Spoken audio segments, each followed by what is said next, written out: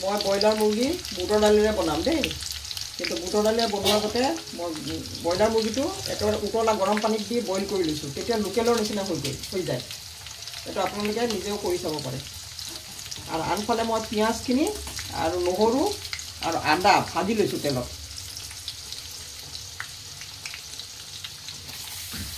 ভাজি ল'লে কি হ'ব, গোন্ধটো ভাল হ'ব। আৰু বেছি ভাজি থাকিব নালাগে আৰু তেতিয়া আৰু মুৰ্গীটোৰ লগত দি দিলে হৈ গ'ল।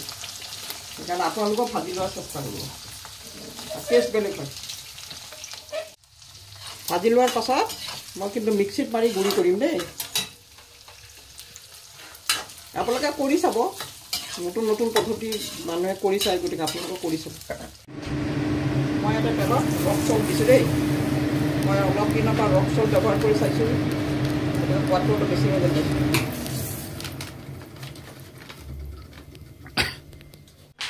ব্ৰইলাৰ মুৰ্গী আৰু বুটৰ দালি যে বনাব লৈছিলোঁ, এয়া মই তেলত নিমখ আৰু জলকীয়া গুড়ি দিছোঁ দেই। আৰু জলকীয়া পানী দি দিলোঁ, কাৰণ অলপ মছলাটো জ্বলিব পাৰে সেইকাৰণে।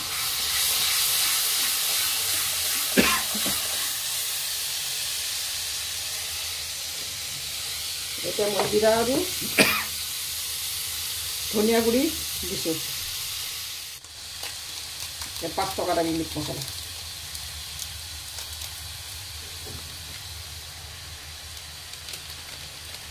পুৰা দি দিব 5 টকা দামী মিট মছলা।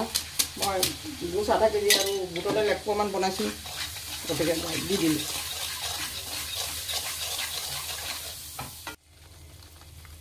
তেলত মই পিহি অনা আদা নহৰু আৰু পিঁয়াজৰ সেইটো দি দিলোঁ দেই।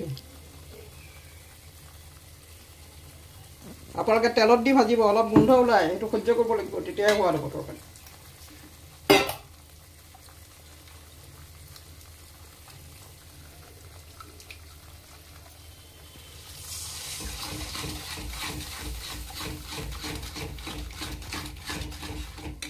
মাংসখিনি মছলাত দি ভাজিছোঁ দেই।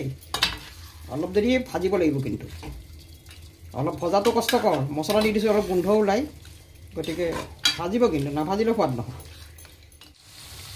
গোচটো ভুনা কৰাটো দেখিছে, ভুনা কৰাটো কিন্তু ভাল নহ'লে বুটৰ দালিৰ লগত গোচ ভাল নহয়, সেইটো বইল হ'ব।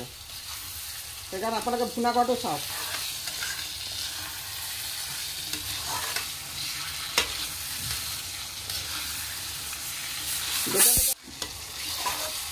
গোচটোৱে তেলটো এৰিব লাগিব, তেতিয়াহে মজুৱা হ'ব।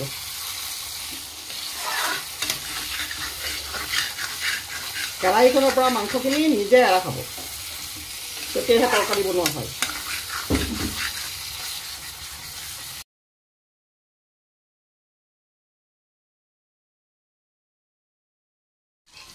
দালিখিনি মই পানীৰ পৰা উঠাই মাংসৰ লগত ভাজিম দেই। পানীৰ সৈতে নিদিব কিন্তু দেই, পানীৰ সৈতে নহয় কিন্তু নিদিব।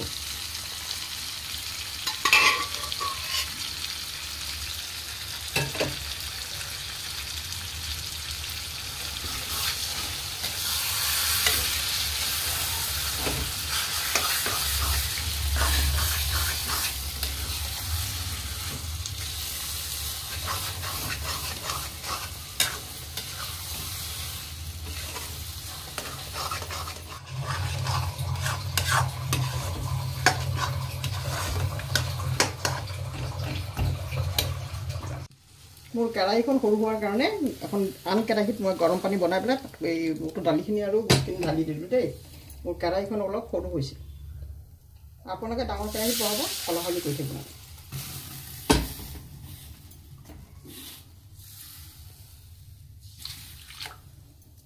এতিয়া অলপ বুটৰ দিবলৈ দিম, হৈ গ'ল বুটৰ দালি আৰু গোচৰ তৰকাৰী।